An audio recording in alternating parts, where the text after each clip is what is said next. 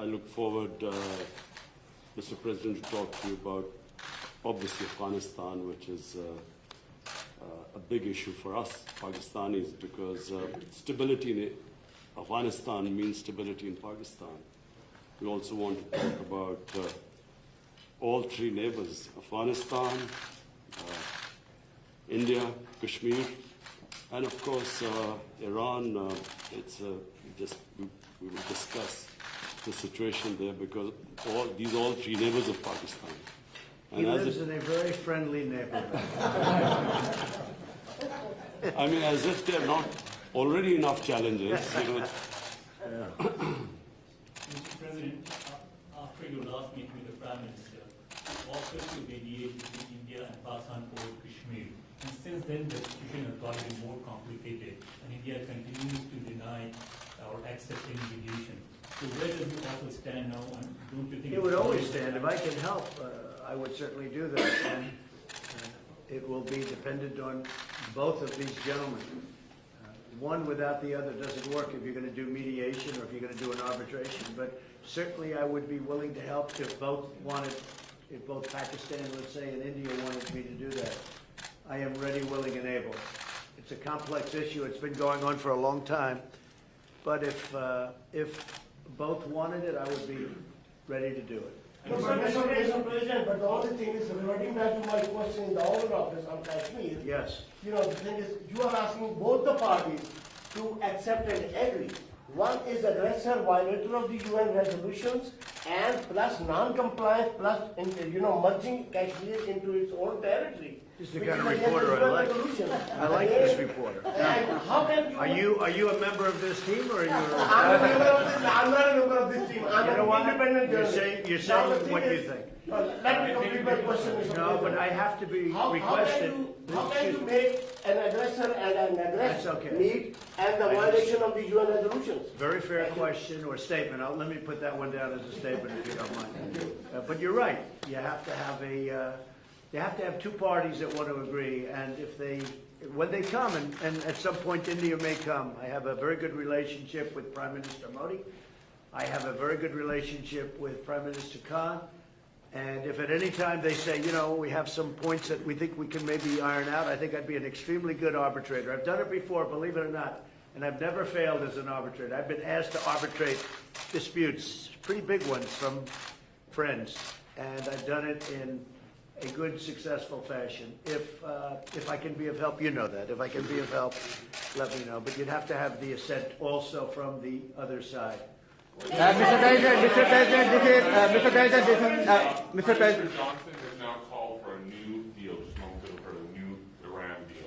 This is the first time he's called for that. I wonder what your reaction to it, and have you discussed that with him? Well, I think that's why he's a winner. That's why he's a man that's going to be successful in the UK, and I think that's great. You're talking about Boris, yes, right? Boris. Boris is a man who, number one, he's a friend of mine, and number two, he's very smart, very tough. And he does want a new deal, because the other deal was ready to expire. It was a very short number of years left. All that money paid and wasted. You didn't have the right to inspect the appropriate sites. You were looking at sites that would never be used to create nuclear. The sites that they would use, we weren't allowed to inspect. What kind of a deal is that? And ballistic missiles. They're allowed to test ballistic missiles and other things. But one of the biggest things is the fact that the agreement is going to expire in a very short number of years.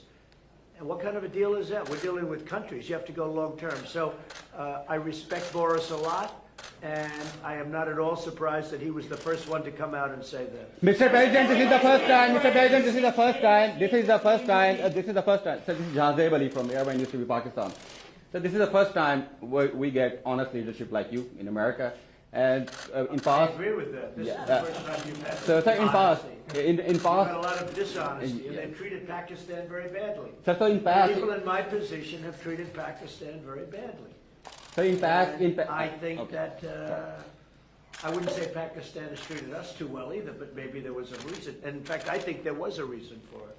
So in past, you have said that you don't trust Pakistan. So when we have honest leadership, I and trust Pakistan, but people before me didn't, but they didn't know what they were doing. So it's just one of those little problems in life. You know what I do? I trust this gentleman right here. And I do trust Pakistan. I know I have a lot of Pakistani friends living in New York. They're smart. Great negotiators, by the way, in case you had any questions. They're among the toughest negotiators in the world. So you are bringing people. And you know what? It's all going to work out. But if I can help, I'd like to help. But I don't think you've ever had a president that felt the way I do in a positive way about Pakistan. I don't think you have. I've looked back and I've seen where it was. But I also have a very good relationship with India. I have a good relationship with both.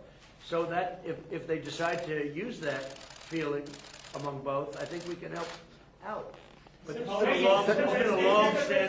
been going on for a long time. So you're. Mr. President, yesterday on Shared the Stage with PMO, he alleged that Pakistan is the hub of terrorism. Do you endorse that or do you disagree with that? Because you said that Pakistan has made a lot of terror Well, I progress. really have been pointing much more to Iran.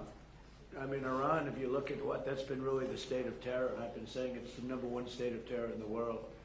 And the agreement we had does not cover that. It was not doing well. It was doing very poorly. And now Iran is doing very poorly. Iran is a different place than when I took over. When I took over the United States, when I became president, Iran was a real threat to the entire Middle East and maybe beyond. And now they're having very, very big difficulties, to put it mildly. So we'll see. Are you happy with the progress that Pakistan has made countering terrorism, particularly eliminating terrorism? I've heard they've made great progress, and under this leader, he's a great leader. I think he wants to make great progress because there's no solution the other way. The other way is only going to lead to death and chaos and poverty. It's all it's going to lead to, and he understands it. The Prime Minister understands it. Are you concerned about the human rights situation in Kashmir? About which? Human rights situation, human rights Sure, violations. I'd like to see everything work out. I want it to be humane. I want everybody to be treated well.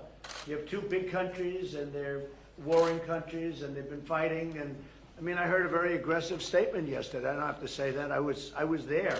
I didn't know I was going to hear that statement. I had said, but I was sitting there, and I heard a very aggressive statement yesterday from India, from the Prime Minister, and I will say it was very well received within the within the room. The statement itself, that was a big room. There were 59,000 people. But it was a very aggressive statement, and I hope that they're going to be able to come together, India and Pakistan, and do something that's really smart and good for both. And I'm sure there's always a solution, and I really believe there's a solution to that. If you can have the you might find a Nobel Prize. Mr. President. You've asked one already. Go ahead. Quickly. Make 1 second statement.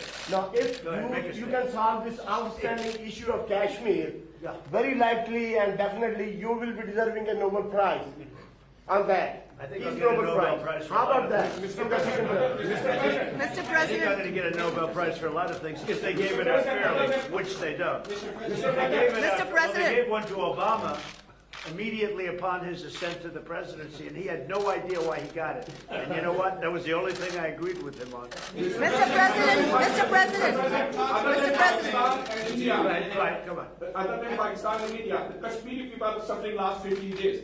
They will talk later on, but right now there was human rights violation in Kashmir. 50 days lockdown, no internet, no food, no nothing. So you know what do you want to do for Kashmiri people? Where do you find reporters like this? These guys are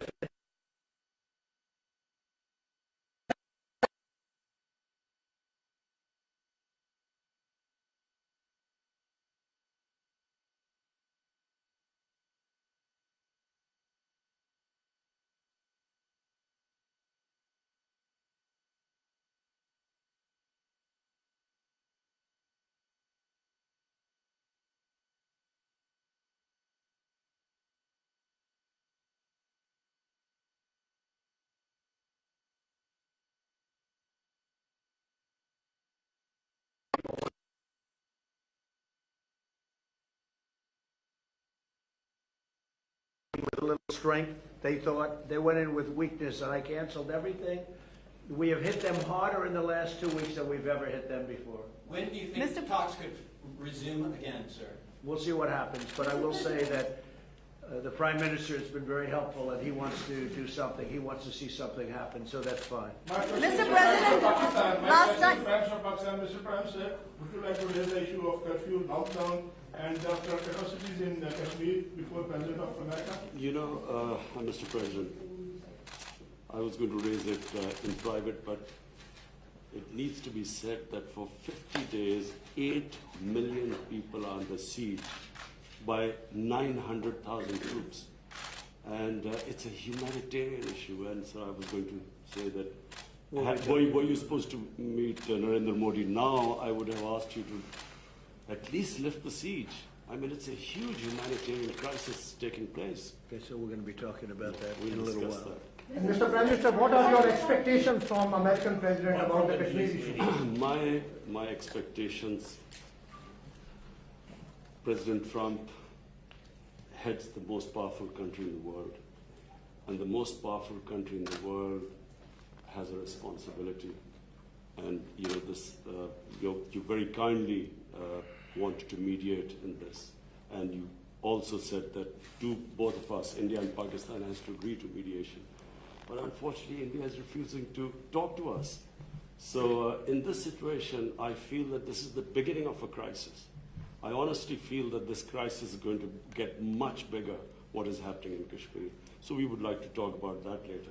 But just the fact that the position of the United States, it's the most powerful country. It can affect the United Nations Security Council. It has a voice. So we look to the U.S. to put out flames in the world. Are you I will say this, look, out of my respect for your Prime Minister, I will say that many countries wanted to meet with me and us, the United States, during this very short 3-day period, and we were unable to meet with many of them.